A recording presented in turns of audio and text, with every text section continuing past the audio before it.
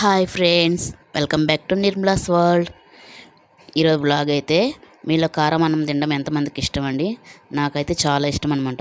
ఎప్పుడు daily routines కూరలు తిని బోర్ కొట్టినప్పుడు ఇలా కారం అన్నం ప్రిపేర్ చేసుకోండి. చాలా అంటే చాలా బాగుంటుంది. ఇందుకోసం కావాల్సింది కారము, ఉప్పు, సాల్ట్, అలాగే ఉల్లిపాయలు. కొంతమంది వెల్లుల్లి వేసుకుంటారు, నాకైతే ఉల్లిపాయ ఇష్టం అండి, అందుకని ఉల్లిపాయ వేసుకున్నాను. అలాగే నూనె కొంచెం. ఈ మూడు వేసుకొని బాగా వేడి అన్నంలో వేడిగా అన్నం వండుకొని వేడి తగ్గకముందు ఇట్లా కలిపేసుకొని తింటే చాలా అంటే చాలా బాగుంటుందండి. ఇది నాకు పరిచయం చేసింది మాత్రం ఈ ఫుడ్ ఇట్లా తినడం. మా స్కూల్ డేస్లో మాధవి అని ఒక అమ్మాయి ఉండేదండి. తనైతే వారానికి ఒక 2-3 సార్లు నేను ఇట్లాగే తీసుకొస్తుంటుంది అనమాట. తన దగ్గర అలవాటు అయిందనమాట. అప్పటి నుంచి ఇట్లా మా ఇంట్లో కూడా అన్నం వండుకుని ఇట్లా తినడం నాకు అలవాటు. చాలా అంటే చాలా బాగుంటుంది. మీరు కూడా తప్పకుండా ట్రై చేసి చూడండి. చాలా అంటే చాలా బాగా నచ్చుతుందండి.